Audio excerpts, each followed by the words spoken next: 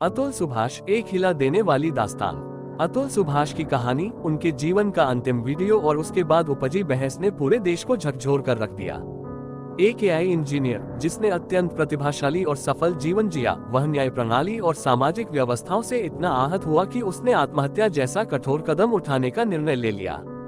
उनका आखिरी वीडियो, जो करीब 1.5 घंटे लंबा था, ने समाज के कई महत्वपूर्ण पहलुओं पर सवाल खड़े किए।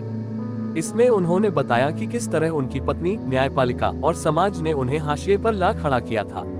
अतुल सुभाष का संघर्ष। अतुल सुभाष के वीडियो में कही गई बातें किसी भी संवेदनशील व्यक्ति को झकझोरने के लिए काफी थी। उन्होंने कहा, मुझे लगता है कि मेरे लिए मर जाना ही बेहतर होगा, क्योंकि जो पैसे मैं कमा रहा हूँ, उससे मैं अपने ही दुश्मनों को बलवान बना रहा हूँ। मेरे ही टैक्स के पैसे से यह अदालत, ये पुलिस और पूरा सिस्टम मुझे और मेरे परिवार को परेशान करेगा।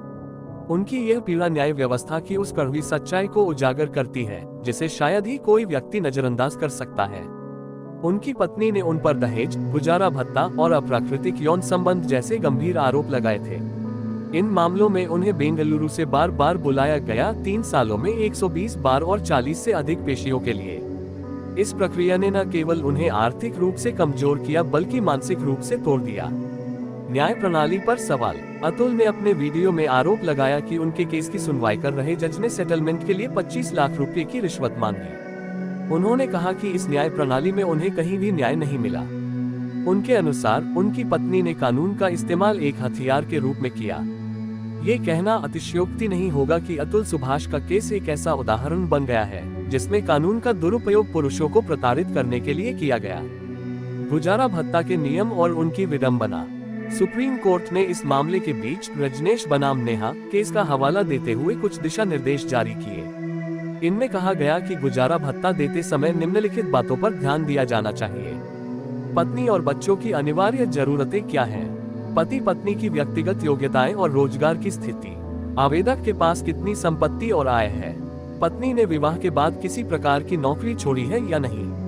पति की आय, जिम्मेदारियां और कर्ज का आकलन। लेकिन इन दिशा निर्देशों का उद्देश्य ये सुनिश्चित करना था कि पत्नी को एक सभ्य जीवन जीने का अधिकार मिले, न कि पति के लिए ये सजा बन जाए। अतुल सुभाष के मामले में स्थिति ये थी कि उन्हें हर महीने 8 लाख रुपए गुजारा भत्ता देने को कहा गया, जो उनकी सामर्थ्य से बाहर था। आत्महत्या और विकल्प। ये सवाल उठता है कि क्या अतुल सुभाष के पास आत्महत्या के अलावा कोई और विकल्प नहीं था? विशेषज्ञों के अनुसार भारतीय संविधान में ऐसे झूठे मामलों से बचाव के लिए कुछ कानूनी उपाय मौजूद हैं। सिविल उपाय। पीड़ित पुरुष कोर्ट में मुआवजे की मांग कर सकता है। यदि महिला का दावा गलत साबित होता है, तो पीड़ित को आर्थिक क्षति की भरपाई के लिए मुआवजा दिया जा सकता है। क्रिमिनल उपाय। झूठा मामला करने वाले के खिलाफ आपराधिक मामला दर्ज कराया जा सकता है। हालांकि यह एक लंबी प्रक्रिया है और इसमें समय लग सकता है। न्याय व्यवस्था और समाज की जिम्मेदारी। अतुल सुभाष की त्रासदी ने न्याय व्यवस्था, समाज और कानून के दुरुपयोग पर गंभीर प्रश्न खड़े किए हैं। इस मामले ने ये दिखाया कि किस तरह मौजूदा कानूनों का प्रयोग व्यक्तिगत दुश्मनी निकालने के लिए किया जा सकता है। सुप्रीम कोर्ट ने अपने फैसले में ये स्पष्ट किया कि गुजारा भत्ता का उद्देश्य पति को दंडित करना नहीं है, बल्कि पत्नी को एक गरिमामय जीवन प्रदान करना है। लेकिन अतुल का मामला ये दिखाता है कि कैसे कानून का दुरुपयोग कर किसी व्यक्ति को हाशिए पर धकेला जा सकता है। एक दर्दनाक निष्कर्ष।